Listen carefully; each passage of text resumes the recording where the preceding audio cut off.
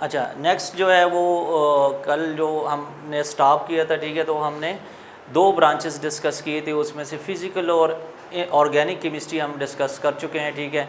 अब नेक्स्ट हमारी जो थर्ड ब्रांच है वो हम आज डिस्कस करेंगे, और उसमें याद रखें इनऑर्गेनिक केमिस्ट्री। इनऑर्गेनिक केमिस्ट्री जो थर्ड इम्पॉर्टेंट ब्रांच है केमिस्ट्री की, वो है इनऑर्गेनिक केमिस्ट्री।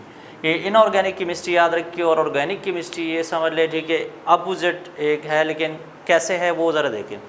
ऑर्गेनिक केमिस्ट्री जिस तरह कल हमने डिस्कस किया, ठीक है, उसमें हमने देखा कि उसमें कार्बन कंटेनिंग कंपाउंड्स को हम स्टडी कर रहे थे, और उसमें हमने ये भी पढ़ा कि फ्यू कंपाउंड्स हैं जिनमें कार्बन है लेकिन वो ऑर्गेनिक में नहीं आते, ठीक है, तो वो हम यहाँ पे डिस्कस करेंगे। तो इसमें याद रखिए क्या हम पढ़ेंगे, ये स्टडी ऑफ ऑल एलिमेंट्स, ठीक है, सारे एलिमेंट्स को हम स्टडी करेंगे, याद रखिए एक्सेप्ट कार्बन कंटेनिंग कंपाउंड्स, ठीक है। तो यहाँ पे आप ज़रा देखिए, कार्बन जो एलिमेंट है, ठीक है, उसके जितने कंपाउंड्स हैं वो आते हैं ऑर्गेनिक केमिस्ट्री में।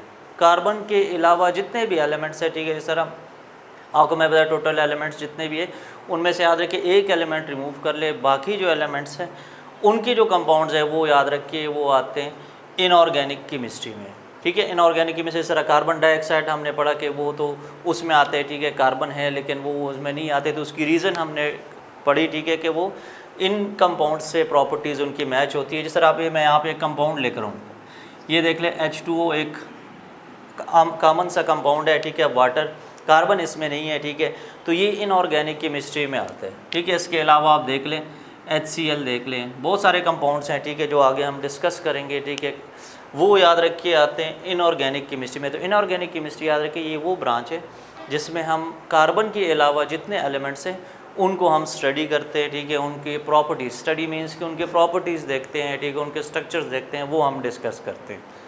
अच्छा, इसके बाद नेक्स्ट आते हैं आपके पास बायोकेमिस्ट्री। अच्छा, ये जो ब्रांच है याद रखिए, इसमें जिस तरह नाम से शो हो रहा है, ठीक है, इसके दो पार्ट्स है, बायो और केमिस्ट्री। मीन्स कि यहाँ पे हम दो साइंसेस की जो है वो कम्बिनेशन हम पढ़ रहे हैं, ठीक है। जिस तरह बायो है, इसमें हम याद रखिए लाइफ के बारे में पढ़ते हैं, लिविंग थिंग्स के बारे में पढ़ते हैं, ठीक है। तो ये बायो केमिस्ट्री असल में याद रखिए ये है केमिस्ट्री ऑफ लिविंग थिंग्स, ठीक है, लिविंग थिंग्स की जो केमिस्ट्री है। लिविंग थिंग्स में याद रखिए जिस तरह आपके पास है ये दो चीज़ें आती हैं, ठीक है, प्लांट्स भी है और एनिमल्स भी आते हैं। प्लांट्स और एनिमल्स जो है इनको हम स्टडी करेंगे, इनकी केमिस्ट्री स्टडी करेंगे। तो केमिस्ट्री का मतलब यहाँ पे क्या है, याद रखें, जिस तरह आपकी बुक में लिखा हुआ है, ठीक है, chemistry of living things mean changes in living things, ठीक है। और चेंजेस हमने पहले जिस तरह आपको केमिस्ट्री डिफ़ाइन कर रहे थे तो उस टाइम हमने पढ़ा था चेंजेस जो है वो उसका मतलब क्या है और वो कितने टाइप्स के हैं। तो चेंजेस याद रखिए फिज़िकल है और चेंजेस आती है केमिकल।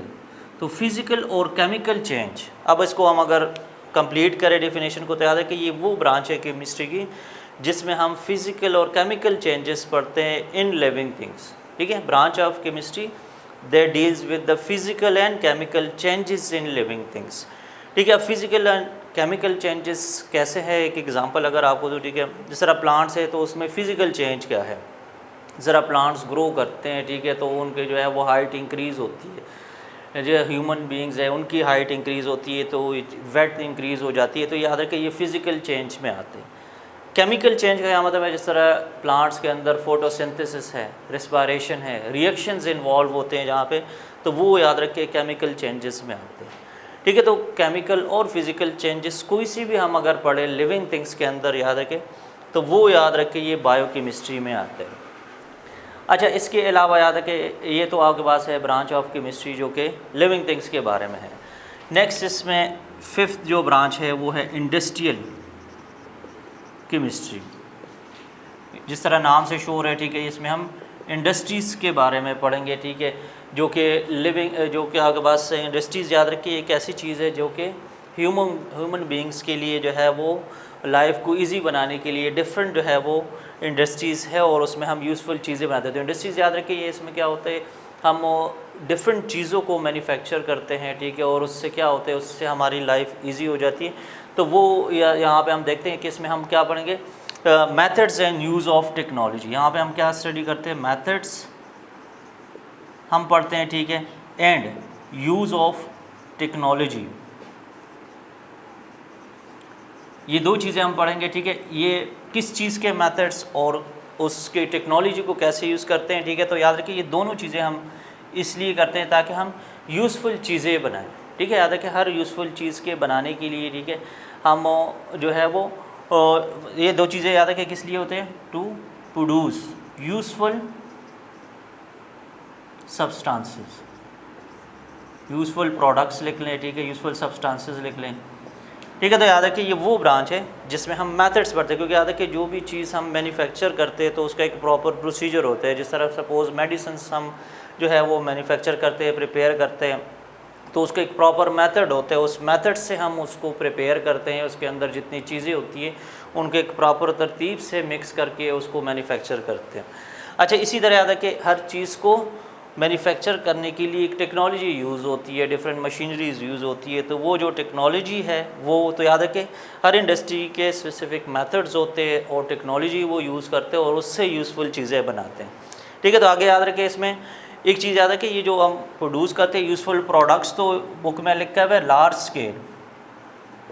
लार्ज स्केल का क्या मतलब है, ठीक है, large scale means large quantity, ठीक है। लार्ज स्केल का मतलब है लार्ज क्वांटिटीज़ में, क्योंकि इंडस्ट्रीज़ में याद रखें कोई भी चीज़ अगर हम बनाते हैं तो वो एक दो नहीं होते, ठीक है, थाउजेंड्स में, मिलियंस में होते हैं, ठीक है। तो ये लैब में अगर हम प्रिपेयर करते हैं तो वो याद रख के स्मॉल अमाउंट में होते हैं, लेकिन इंडस्ट्रियल जो केमिस्ट्री है, ठीक है, इसमें ये वर्ड जो आपका है large scale means large quantity में किसी चीज़ को प्रिपेयर करते हैं। तो याद रखिए ये जो ब्रांच है इसको अगर हम कंप्लीट करें तो ये याद रखिए ये वो ब्रांच है केमिस्ट्री की जिसमें in which we study methods and use of technology to produce useful products in large scale, ठीक है। तो ये आपके पास 5th ब्रांच थी इंडस्ट्रियल केमिस्ट्री, ठीक है। अब नेक्स्ट हम चलते हैं, ये तो आपके पास हो गई इसमें इंडस्ट्रियल केमिस्ट्री। आगे आते हैं इसमें फर्दर, अगर आप नेक्स्ट आ रहे हैं और ये आपके बुक के नेक्स्ट पेज पे देख ले तो उधर आपको दिया हुआ है न्यूक्लियर केमिस्ट्री। न्यूक्लियर केमिस्ट्री, ठीक है। तो न्यूक्लियर केमिस्ट्री को उससे पहले अगर आप देख ले तो आपको थोड़ा सा न्यूक्लियस के बारे में बताने हैं। न्यूक्लियर केमिस्ट्री, अच्छा याद है कि एटम को अगर हम देखें तो हम जिस तरह आप पहले पढ़ चुके हैं 8th में साइंस में या 7, 6 में पढ़ चुके हैं, ठीक है। एटम जो है एक मैटर का बेसिक एक पार्टिकल है जिससे मैटर बना होता है। तो उसमें याद रखिए दो मेन चीज़ें होती है, ठीक है। यहाँ पे मैं एक शॉर्ट सी एक डायग्राम बना रहा हूँ, ठीक है। एटम के अंदर याद रखिए जो पार्टिकल्स हैं, बेसिक पार्टिकल्स, वैसे पार्टिकल्स बहुत ज़्यादा है लेकिन अगर बेसिक पार्टिकल्स देखें तो वो आपके पास 3 पार्टिकल्स हैं, ठीक है। इलेक्ट्रॉन है, प्रोटॉन है और न्यूट्रॉन है। उसमें से 2 पार्टिकल ऐसे हैं जो कि एटम के बिल्कुल सेंटर में होते हैं, ठीक है, प्रोटॉन और न्यूट्रॉन। और उस सेंट्रल रीजन एटम के जो है उसको हम कहते हैं न्यूक्लियस। याद रखिए ये क्या है, ये न्यूक्लियस है, ठीक है। न्यूक्लियस जो है वो आपके पास जो है एटम के बिल्कुल सेंटर में होता है। अब याद रखिए ये जो ब्रांच है, ठीक है, इसमें हम ये पढ़ते हैं कि इस एटम के न्यूक्लियस के अंदर क्या चेंजेस आती हैं, ठीक है। तो वो ये जो ब्रांच है ये क्या है, ये study of changes in nuclei